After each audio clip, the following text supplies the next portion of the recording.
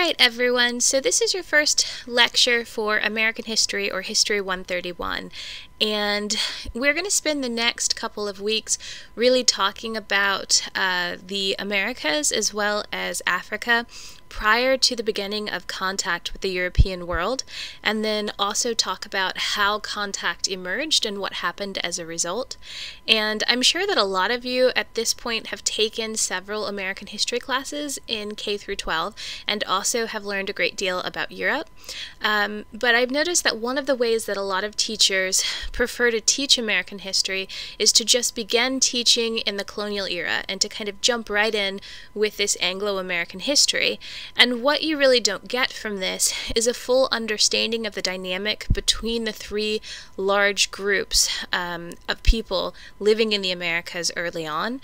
And so in order to really understand the kind of diverse experiences people had in the New World, you have to travel back in history and understand pre-contact America as well as Africa prior to the beginning of the transatlantic slave trade. And so what you're going to see in later lectures is that each of these three groups, the Europeans, the African Americans, and the Native Americans, experienced life very differently throughout American history, and this was based upon their social position, which was of course determined by their race, their gender, and their class. But for now, we're going to focus specifically on understanding the roots of the culture and the belief systems of African and Native American people, and then we'll work our way into understanding Europeans upon their arrival and the growth of Anglo-American culture. Alright, so we're going to start out talking about Native Americans before contact. But before we can really begin discussing what their culture was like, I just want to point out that there are a lot of incorrect and unfair stereotypes that are applied to Native Americans even today, and most of these stereotypes have derived themselves from the colonial and the Victorian era, and they have continued on into the present day in the form of our media. And you can probably see these stereotypes in movies like Twilight or Dances with Wolves or The Lone Ranger. And we're going to talk much more in depth in class about some of these, but I think it's important to remember that there are usually historical origins to many of the unfair beliefs that people have about certain groups of people. And while there are many different stereotypes of natives that are very evident in our popular culture, there are two main stereotypes that fall on opposite ends of the spectrum when you look at them. The first is something that historians call the primitive or the backward savage stereotype, and this is the idea that Europeans, when they arrived in the New World, were incredibly civilized people who encountered Native Americans who were savage, and that they saved them from their constant warfare, from their lack of education, and from their lack of faith in the Christian God. And according to this theory, Native American people came from this barren land that was uncultured. They had this very primitive way of living, and that this was transformed by Europeans to a much more productive, politically organized, and civilized country. Now, on the opposite end of the spectrum of stereotypes is the idea of the innocent or noble savage, and if you've ever had to read or seen the film The Last of the Mohicans, you see this playing out. It's a stereotype that really holds that Native Americans who were always innocent and always good to the earth and never ever wasted any kind of animal products were unfairly enslaved, and their once pristine and beautiful country was debauched and ruined by evil Europeans on a mass scale. And as it turns out, neither of these are a wholly accurate portrayal of what Native people were like or of what contact between the two groups was like. And as you'll see throughout this course, history is very rarely going to be seen in shades, of black and white, but instead there will be some fleshing out that we need to do of these topics. A lot of what we know about contact between Europe and these indigenous people in the 1400s has to do with the exploration of Christopher Columbus. And in fact, a lot of what people think they know about Christopher Columbus isn't true. For example, Christopher Columbus never discovered America. He set sail hoping to find India. He was looking for a trade route to India so that he could avoid the Muslim-dominated trade routes after the Crusades, and he was funded by the King and Queen of Spain, although he was not a Spanish citizen. He was from Genoa. And what he ended up finding is that he ended up landing in Hispaniola, and because he believed that he had found India, even though he was several thousand miles off the mark, he named the people Indios, and that name sort of stuck. And you'll see that throughout the course, as well as this lecture, I will use the term Native Americans or First People, First Nation, or if I know a tribal group, I'll use a tribal affiliation, but I don't call these people Indians because they don't identify as such.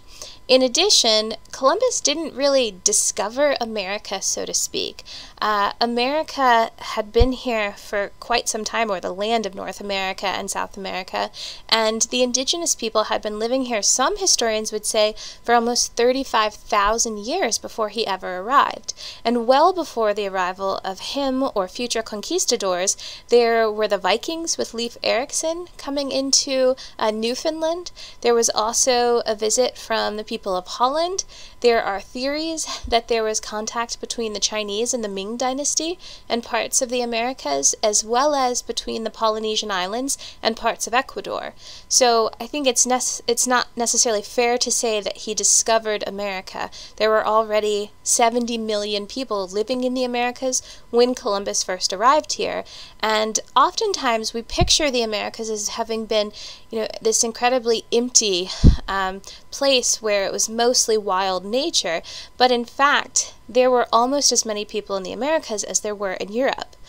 Now, there wasn't just one monolithic culture, and that's why it's unfair to have all of these stereotypes about what it means to be a native person. When you look at the map on the screen, you see a couple of the larger cultural groups: Florida, the Eastern Woodlands, the Great Plains, Texas, the southwestern area, the Great Basin, California, the Northwest, and the Northwest Plateau. But within each of those areas are many different tribal groups, each one with its own culture and with its own traditions. And there were hundreds and hundreds of tribes when Columbus arrived, and there are still hundreds of tribes, although not all of them are federally recognized. Now, the very first significant Native American cultural group that anthropologists have discovered are the Clovis people, who lived in New Mexico, and they were distinguished by a Clovis point, a projectile point that we found in all of their various settlements. And it tells us that there were indigenous people living in the Americas quite a long time ago. Historians, anthropologists, and even scientists have all been attempting to understand how it is that the Americas were first settled by indigenous people. Now, most of the scientific community accepts that humankind emerged from the cradle of civilization in Africa, and that slowly, over a period of thousands of years, that people began to migrate across the globe to all of the different corners. And the way that historians and anthropologists will refer to these first native people who move into the American continent is to call them Paleo-Indians, and this was during the final glacial episodes of the late Pleistocene period. There's a lot of different theories about how the indigenous people first came into the Americas. If you were to ask most Native Americans, they would probably tell you that their tribal group has always been living in the Americas, that they were put here by their creator, and that the land in which they live is their holy land. But a lot of scientists and anthropologists would argue for something called the Bering Strait theory. And this theory is based on the idea that these large animal hunters crossed over the Bering Strait, which was an ice bridge called Beringia, and it connected Eurasia to North America between 45,000 BCE and 12,000 BCE, and this essentially allowed people from Eurasia to simply walk across the water and move their way from the northwestern part of the Americas down all the way into South America. And in fact, today there are scientific studies that are attempting to link the DNA of people living in Mongolia and also in China with Native Americans living in the Americas. But most recently, there's been quite a bit of buzz around the fact that historians and linguists are starting to refute this Bering Strait theory. There's a lot of new theories that you guys are going to learn about in this class about how it is that indigenous people, first came to inhabit the Americas. And there's a lot of politics behind this. Some people think that if we can deny Native Americans a history in which they have migrated to the Americas thousands of years ago, then it will be easier to deny them the terms of the treaties that we violated, because we could claim that they had essentially moved into the country and taken over that territory much like Europeans had. So on the one hand, this isn't necessarily something that's impartial scholarship by historians and by scientists, because there is this sort of politicized element to it. And then on the other hand, there certainly is a true desire by scholars to really understand the origins of the people of the Americas. While we don't necessarily know exactly how the first inhabitants of the Americas arrived, we do know a good deal about the culture of these people after their arrival. We know that there were two different subsistence methods for ancient Native Americans.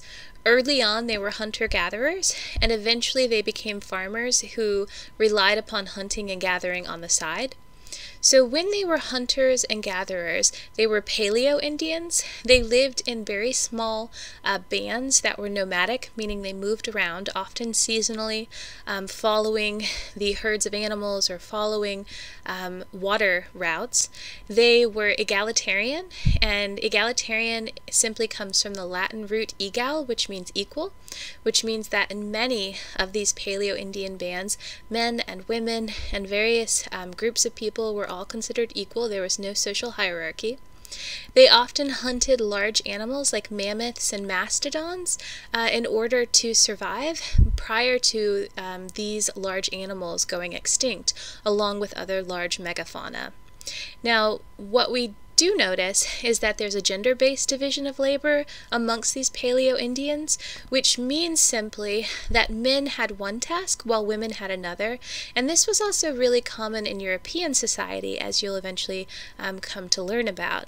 So prior to the advent of farming and agriculture, Native American women had a lot of status and power, because while the men were responsible for hunting, women were supposed to maintain the base camp, tend the children, forage for roots and berries, turn animal skin into clothing, and turn animal carcasses into meat.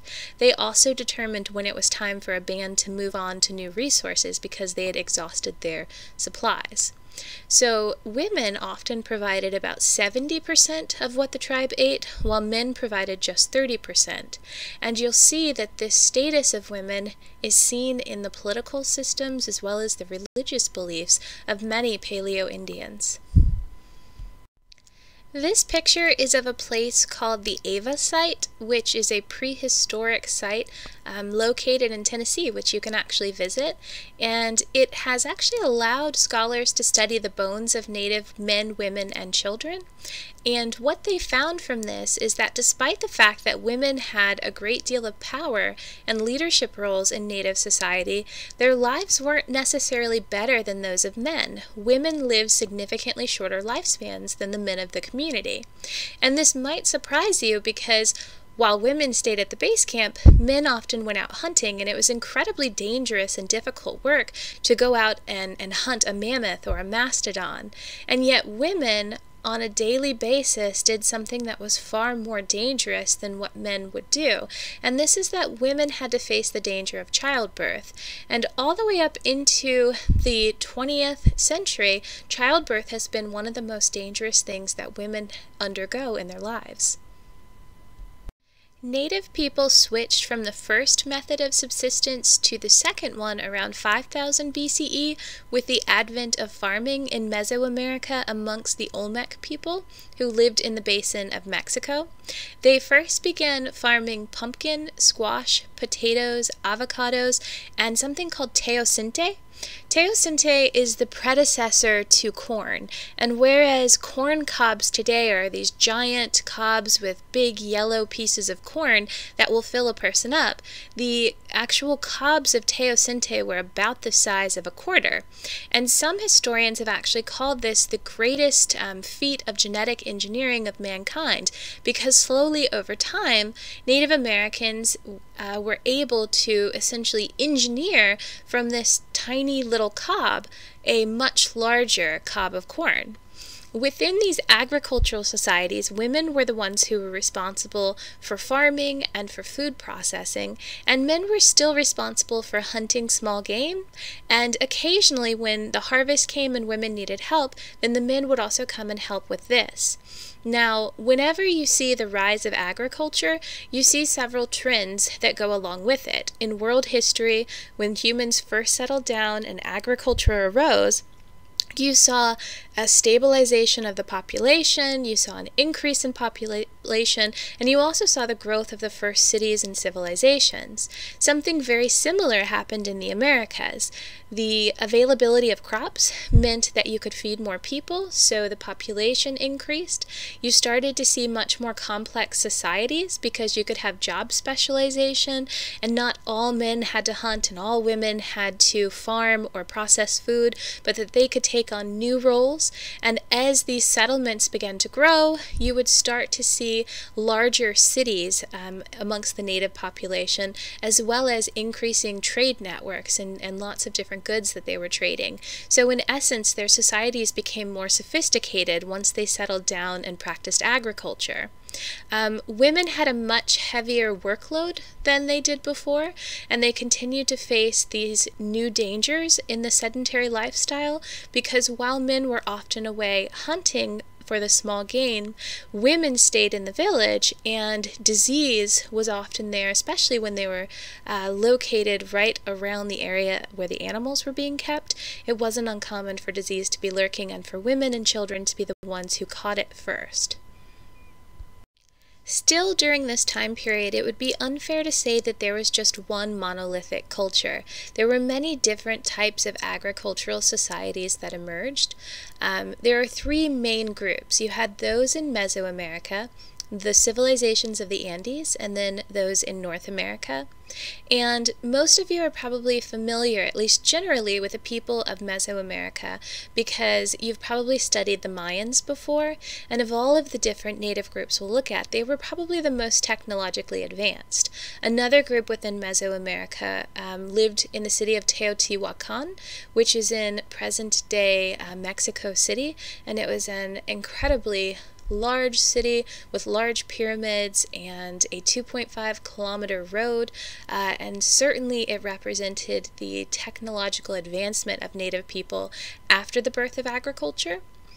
The civilizations of the Andes, including Chavín de Huántar and the Moche, are also really interesting places. They tended to be areas in which people went on religious pilgrimages, and oftentimes their cultures were sort of centered around the idea of taking hallucinogenic drugs like the San Pedro cactus and communicating with the spirit world.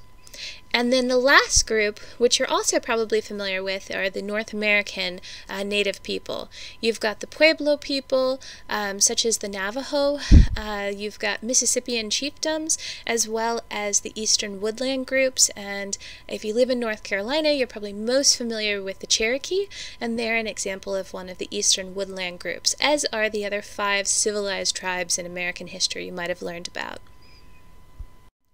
I think one of the greatest myths about society back then is that European society was just much more technologically advanced than that of native people, but this is absolutely untrue after the rise of agriculture in the Americas. If you look at groups like the Maya, they had an incredibly advanced writing system, and they also had advanced calendars. You can see here this large stone slab represents the Mayan number system, and the calendar over on the right is actually quite famous because many of us know that people believed that the world was going to end in 2012 because that's when the Mayan calendar ended. The Mayans also had something called the Dresden Codex, which is just one of their many codices on astronomy. They knew a great deal about science and also about mathematics. They knew, for example, when a solar eclipse was going to happen and what it was. They didn't blame it upon the gods, for example, but understood the sort of general ideas behind astronomy. And then there were also large cities that the Mayans lived in, such as Teotihuacan and Tikal, which would have given places like London a run for its money. And while most people are probably more familiar with European artwork from world history, there is a lot of really important art and writing from the Americas as well. You see, for example, in the upper left-hand screen here, an image from one of the codices from the Mayans, and you can see the little symbols around the edge of it. These are Mayan glyphs, which look a little bit like the Egyptian hieroglyphics. They tell us exactly what's happening in this very strange primary source here. And then beneath that, you see what are a series of knotted cords, and this is called quipu. It comes from the Inca tribe, and essentially, in order to have their language record their history, they began recording usually bureaucratic issues such as accounting with little knots on strings, and then they would be able to read and understand exactly what these strings were telling them. It's a form of a proto-writing system in a place that didn't necessarily have a written alphabet. And then you see further over in the center, as well as on the right, you see some murals from the Americas, especially from South America. And the color Maya Azul is very unique to the Americas and to their artwork. And it's this sort of turquoise green-blue color that are located in these pictures. And then finally, down on the far right-hand side, you see a inscription of the feathered serpent god Quetzalcoatl, and you'll often see these sculptures that look similar in many of the different American societies. The images on this slide also represent some of the artwork that's been found by anthropologists and archaeologists. And these originated in various parts of the Americas and were often traded along vast trading networks. You see, for example, a necklace or a breastplate on the bottom right, as well as earrings on the top right, and a pipe on the bottom left. While the architecture of the people of the Americas looks much different than that of Europeans, it's no less monumental. If you look, you'll see that the top right side, you see a Mesoamerican stepped pyramid. If you've taken world history, you might remember that this does resemble a little bit the Mesopotamian ziggurats that existed in first wave civilizations. And in fact, one of the ways that historians have figured out that there was contact between all of the first civilizations is by the fact that in every single location where civilization emerged, including places like Africa, Mesoamerica, China, the Indus River Valley, Mesopotamia, we actually find pyramids in all of these places used for the same religious purposes. They all looked slightly different, but it gave us some insight into the fact that all of these groups were having contact with one another. Now, you also see the ruins of large temples and palaces, which tell us that in places where there was a chiefdom and there were rulers, that they lived in these beautiful examples of what would be similar to a castle in Europe, and also that they had magnificent religious structures.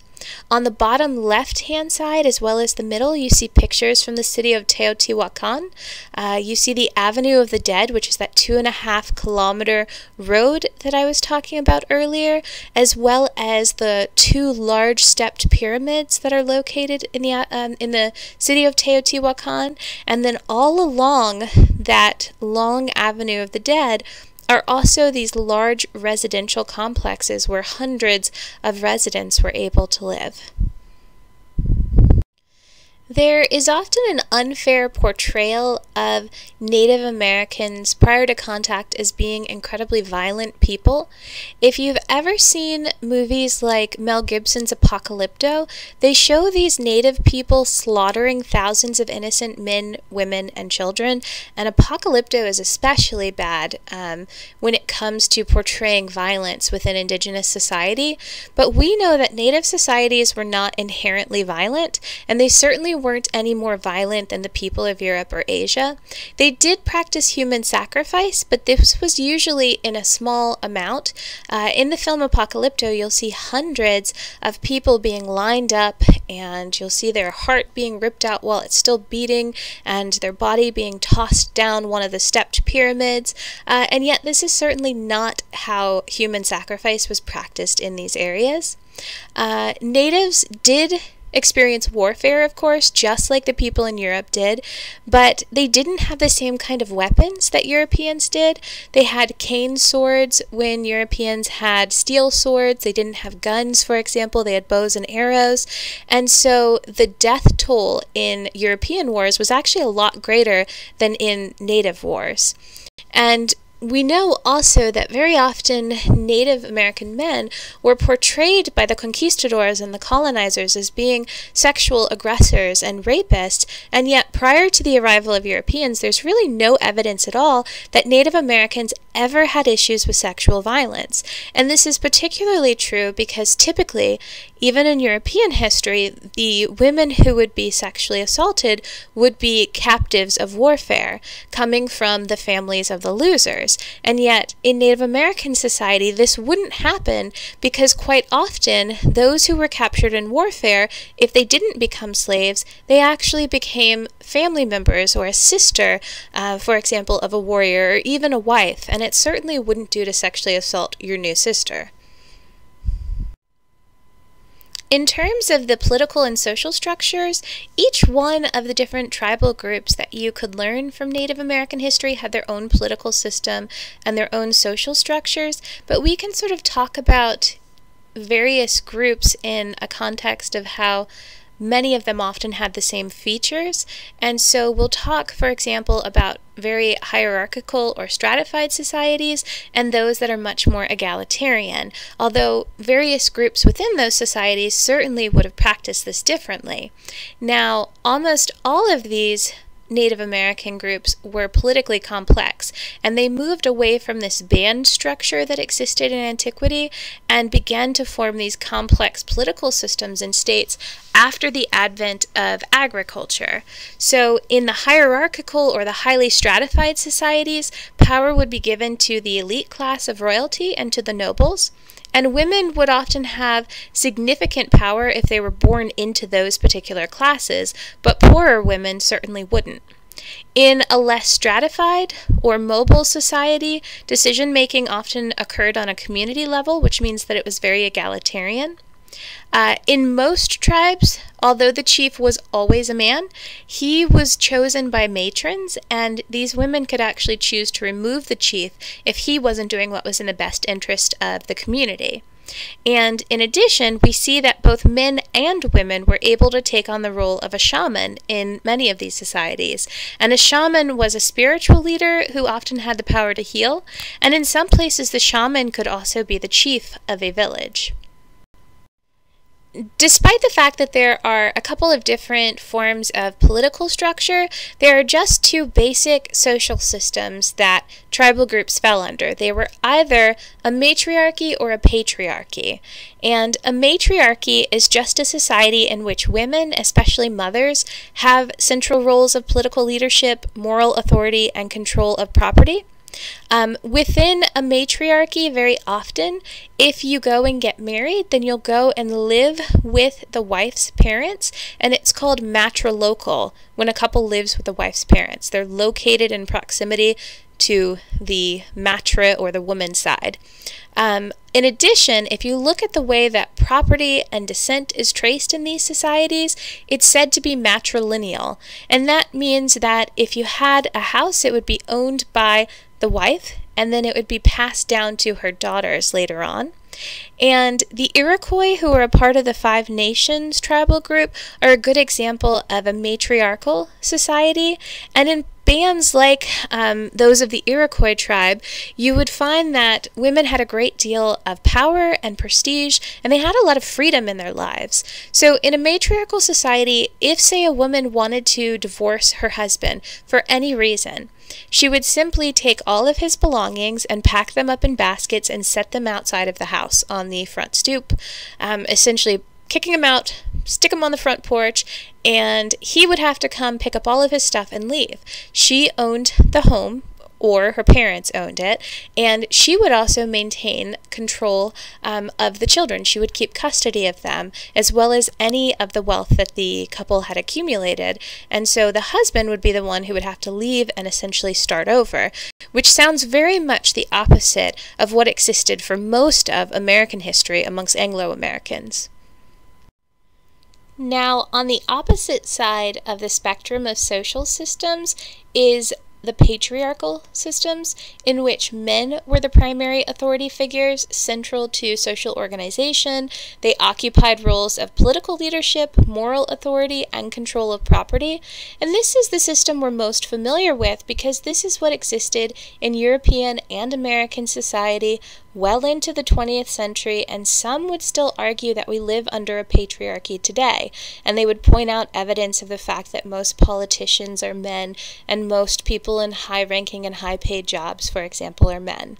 Now, the way that this played out within Native society, and the Aztec are a very good example of a patriarchy, is that you would have a patrilineal society, which means that if there was a home, that the husband would own this property and he would pass it down to usually his eldest son, so that the system of descent and inheritance is traced through the males.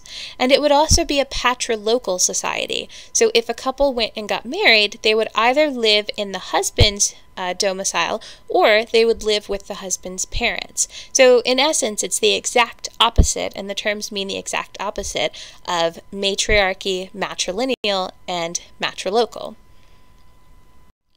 Native people practiced a huge variety of religious traditions.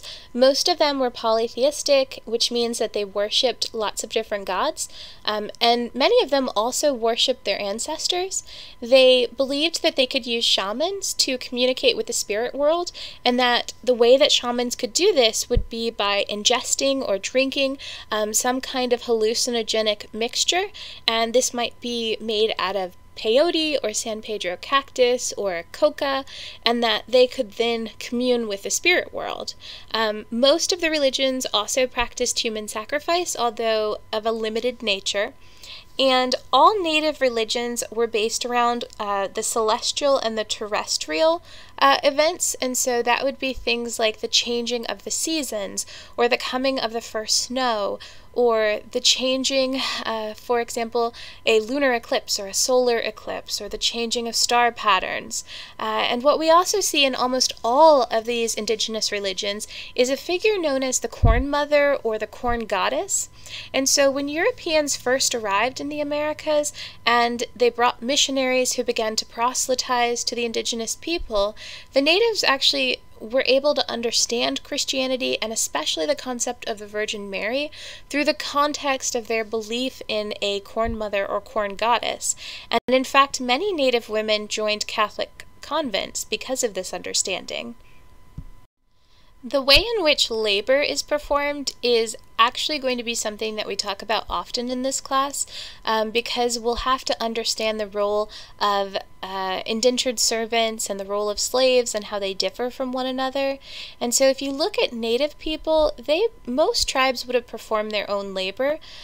Slavery really would have been limited to taking hostages during times of war, and well, maybe except for the Aztec people, and the Aztec people would often go out and conquer the nearby people and require them to pay tribute. But for the most part, you would simply take hostages during war, and then you would adopt them into your families. There really wasn't a concept of perpetual servitude or a child being born as a slave, and certainly slavery was not based on skin color. When we do look at the first contact between natives and Europeans, one of the biggest differences that Europeans believed they had in comparison was in their structure of marriage and family, as well as their beliefs on sexuality. And yet you'll see that in many ways there were very similar beliefs about these topics. So within the indigenous societies, marriages were very personal relationships, but they could also easily be dissolved. So as I said, in a matrilineal society, if a woman wanted a divorce, she simply moved her husband's things out. And the opposite would be true in a patrilineal society. Now, in a matrilineal society, it was actually the maternal uncles who often disciplined and dealt with the children, and in the patrilineal society, it would have been the uncles on the father's side. And so a divorce wouldn't necessarily have been catastrophic for the children. They still would have had some kind of structure and discipline in their lives. Among many of the native groups of the East, newlyweds would limit their sexual contact during the first year of their marriage until the relationship was established, and they were actually most likely to divorce in this first year if things didn't work out. So while Europeans often portray them as being very sexually licentious, the truth is, you might ask yourself how many people could wait an entire year after being married before actually having any kind of sexual relationship. One of the major issues that Europeans really honed in on as explaining the difference between natives and themselves is the fact that natives practice polygamy. And it certainly wasn't something that was terribly common in native society, because not very many men were able to afford or even desired to support multiple women. I mean, it's difficult enough to keep one wife happy, but imagine keeping 4 or 5 wives happy. And so, generally speaking, the ones who practiced polygamy were the wealthiest noblemen or warriors, and then the chiefs. And there was a form of polygamy that was practiced that would have been viewed as particularly unacceptable by Europeans. It was called soror polygamy. And this is when a man would go and marry 2 sisters. And especially in matrilineal societies, it would mean that he was still a part of the same lineage. And it simply made the marriage easier. Sex wasn't just in these native societies something that was done for procreation, but there was also a social function to this. And so when the Europeans first arrived in the New World, oftentimes the chiefs would offer a gift in the form of sending the most beautiful women, sometimes even their own daughters, to go and engage in intercourse in order to welcome these colonizers to the Americas. And these unmarried women would usually expect some kind of reciprocity. After engaging in a sexual relationship, they expected a gift. And so you can imagine that the Europeans saw this as prostitution, and the women didn't see it this way. Gift giving was a huge part of native culture. It was practiced before every ceremony, it was practiced within every holy day, and so for these women it would have simply been a cultural norm. And yet Europeans certainly would have viewed this with a good bit of disdain for native women. Even once women were married, oftentimes if they lived in a matrilineal tribe, they could continue to have sex with men who weren't their husbands. And so one native woman wrote, "You French love only your own children, but we love all the children of our tribe." And part of this could have been the fact that a woman in some of these tribes wasn't always 100% sure who the father of her child actually was.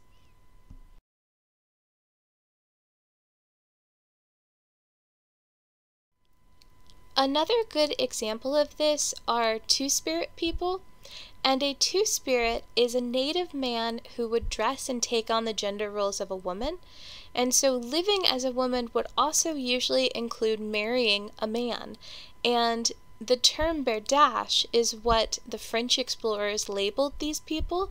It means sodomite, which probably gives you a window just based on this derogatory naming of how the French viewed them. Yet in native society, these were very powerful individuals. They were seen to have spiritual power. They were often tribal leaders and counselors, especially marriage counselors. And some were also shamans. And the reason they were viewed as being so powerful is the fact that they could transcend the boundaries of gender, and so they were believed to be close to the spirit world. In some of these tribes, men were in fact not allowed to refuse any kind of sexual demands from other young men. And there have been a lot of questions by anthropologists and historians about whether Native Americans who were Two-Spirits chose to be Two-Spirits actively, or whether their parents pushed them into this by force. Because certainly if you came from a less well-known or less wealthy family, this was a way for your family to climb the ranks of the social hierarchy.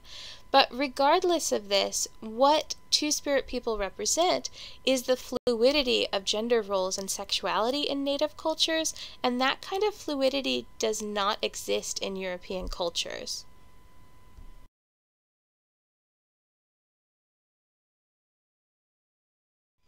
So the second group of people that I want you all to have a basic understanding of are African societies before the transatlantic slave trade really picked up, and before it began to decimate and change the population of Africa.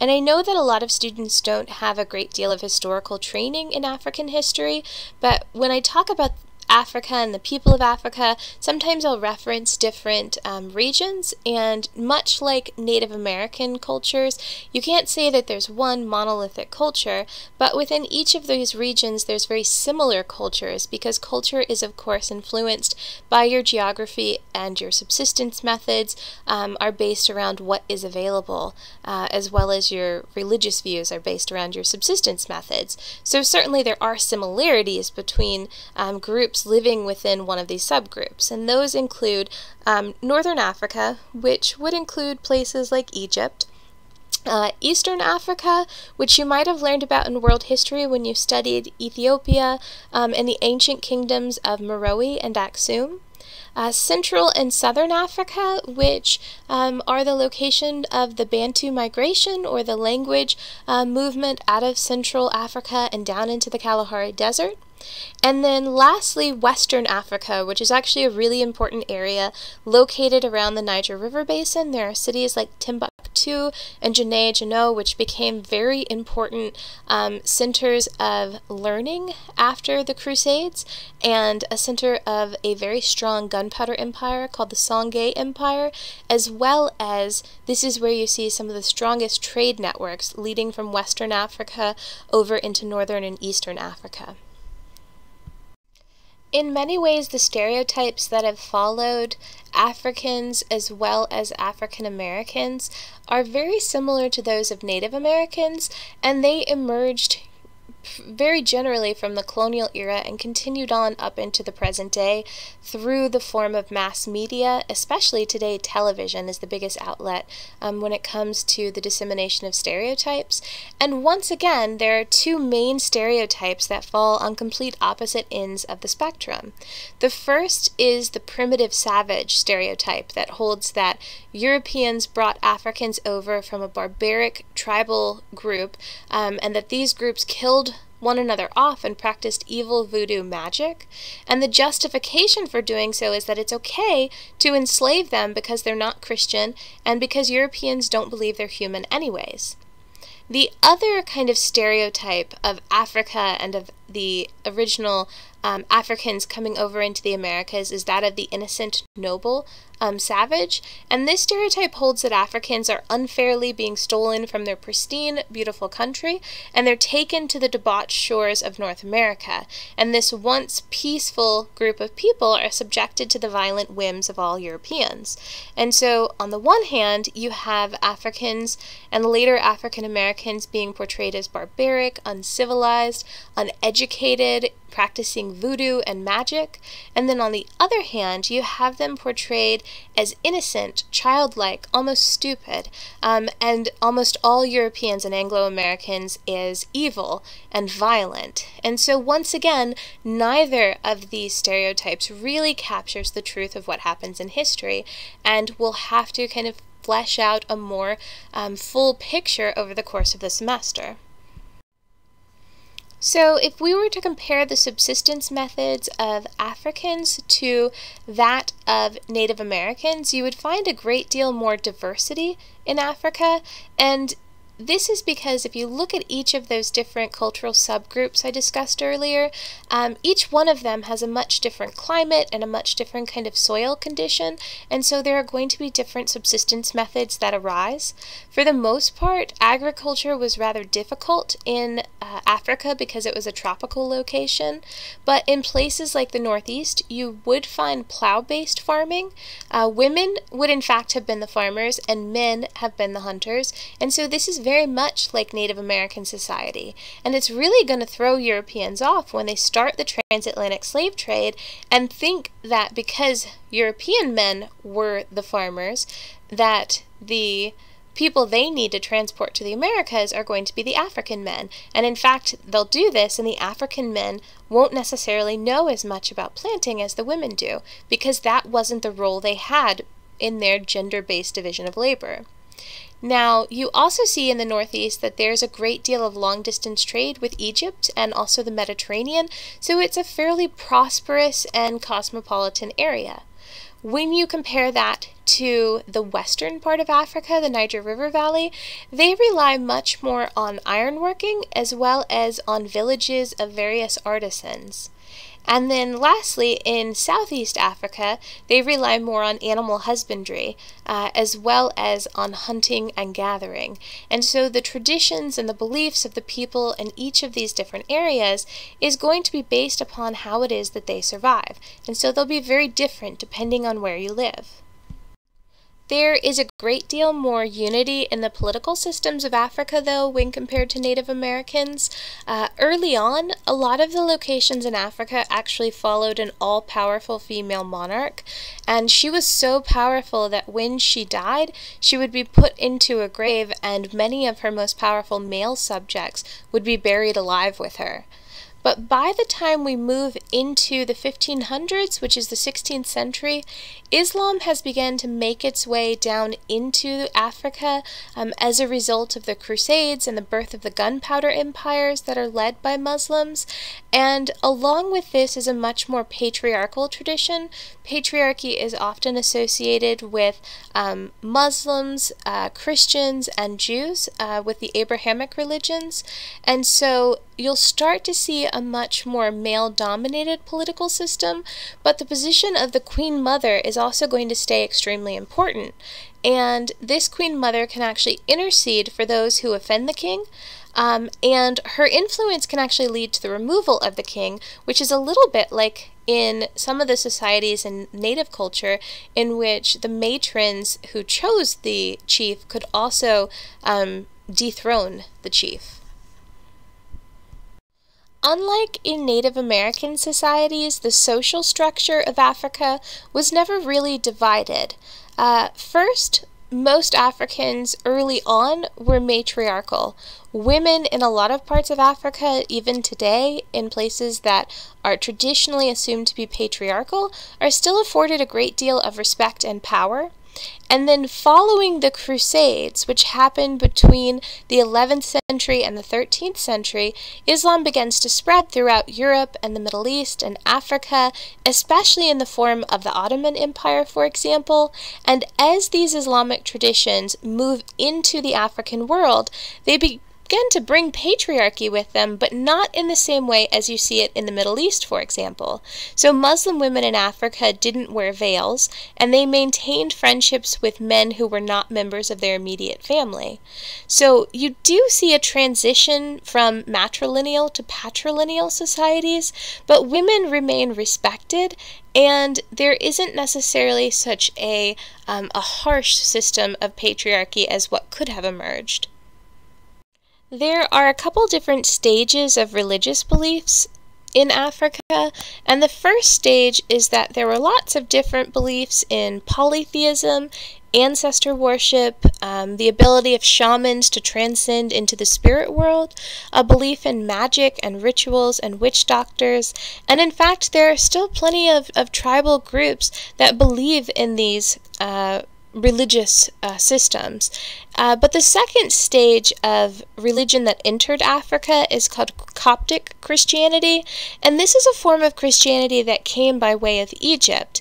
It is the official name for the largest Christian church in Egypt, as well as in the Middle East, and it was actually founded by King Ezana in the 4th century.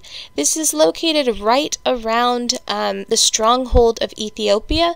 In the Middle Ages, it's going to become incredibly Christianized, and there will be a great deal of missionaries going to that area. But the third stage of religion sort of slows down the process of Christianity when Islam begins moving into Africa. And in a lot of ways, if you look at Africa today, you can see it as a battleground for faith.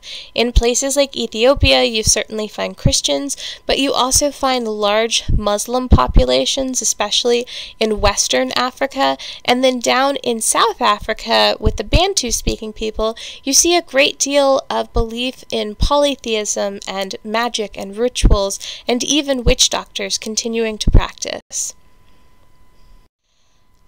When we discuss slavery in Native American culture, we talked about how slavery was not necessarily fundamental to their social system, and it was mostly just because of the fact that they captured prisoners of war. But this isn't true for African society.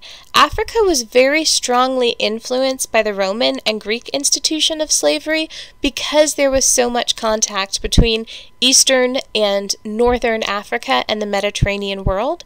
And so slavery was a part of their economic structure for many centuries before the transatlantic slave trade ever came. And there was a sort of hierarchy of types of slaves that existed. So, for example, you had captured slaves versus born slaves. People who were captured in warfare were not necessarily as high in prestige as those people who were born into slavery within the communities. There was also a system of pawnship, and pawnship is when people would actually pawn a child, for example, or a family member in order to pay for a debt. We still have pawnship today, and it's especially true of little girls and little children in Africa and in China and some other Asian countries, where a family they'll be riddled with debt, and they'll be forced to pawn their child into a system of sexual slavery. And usually in Africa, these children were girls, and they were held by a creditor until the family could pay the debt. And typically a pawn would be treated a little bit better than a slave because their family was located nearby and would be upset if they saw their family member being mistreated. But much like the Europeans when they arrive in the New World, there has been a long history of relying upon slaves and upon others to help with their labor that doesn't necessarily exist in the native world. There are, however, a great deal of similarities between Native Americans and Africans when we consider their marriage customs, their family life, and their sexual norms. Even after the introduction of patriarchy and Islam, women in Africa still obtain some very important forms of control over their lives. And this can be seen in the fact that in some societies it was very easy for women to get a divorce and to still maintain their position of high status. And that while wealthy men could practice polygamy, each wife had to have their own hut on their husband's compound, and they were allowed to keep their children with them until they were grown. So just like in Native American culture, if you were going to be practicing polygamy, you had to be wealthy enough to really take good care of each one of your wives and your children. There was also a form of polygamy that existed in Africa later on that's very interesting, in which African women would take other wives is a form of polygamy. And this happened because eventually the male population of Africa would be so depleted by the transatlantic slave trade that family formation would essentially be torn apart. In African society, marriage was seen as a way of organizing labor because land was shared communally and its use was determined mostly by elders. And so a man's claim to the labor of his wife and his children was a very important and in many ways a scarce commodity. And so a man in Africa would be required to pay what's known as a bride price for his wife. And this is because women were recognized as important workers, and it significantly increased their husband's wealth when he married them. And so he would pay this bride price in the form of cattle or cash or valuables.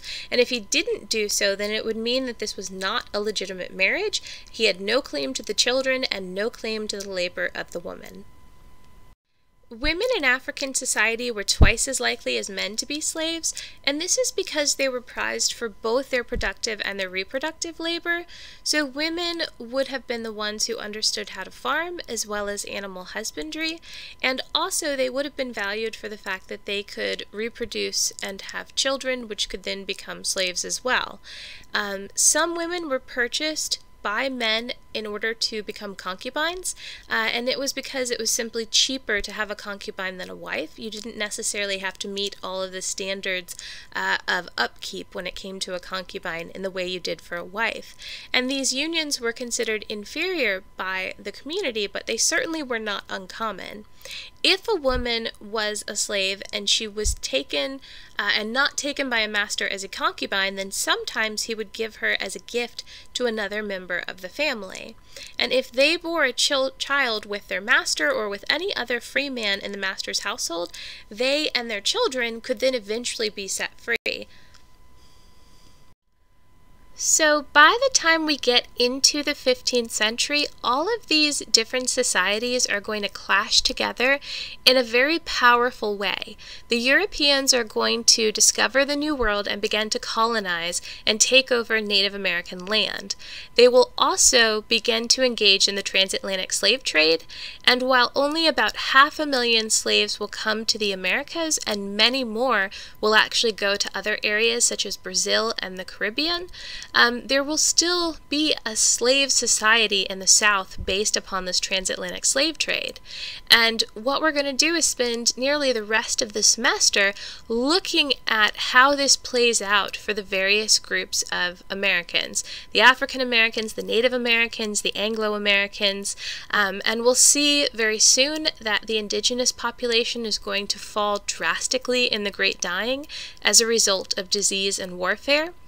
That Europeans who are looking for a profit are going to go out and believe they are conquering inferior people, and that bringing African labor over to the New World is the only way to set up a successful society.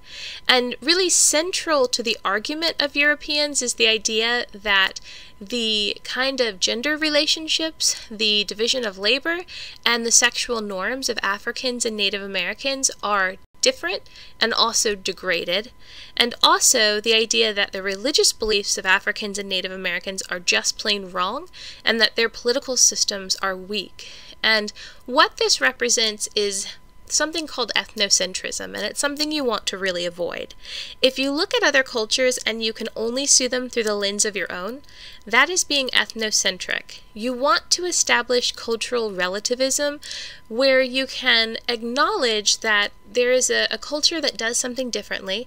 It may not be the way you would do it. It may not be the way that you believe or even something that you believe is good, but that there is an inherent value in understanding the belief of these people and that they don't always necessarily need to be changed.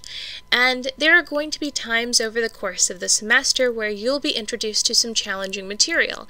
It may challenge your belief system or your view of the world, but keep in mind too that this is part of what college is about. It's about expanding your horizons and attempting to gain a better understanding of a diverse group of people, and that's exactly what we're going to aim to do throughout the course of the semester.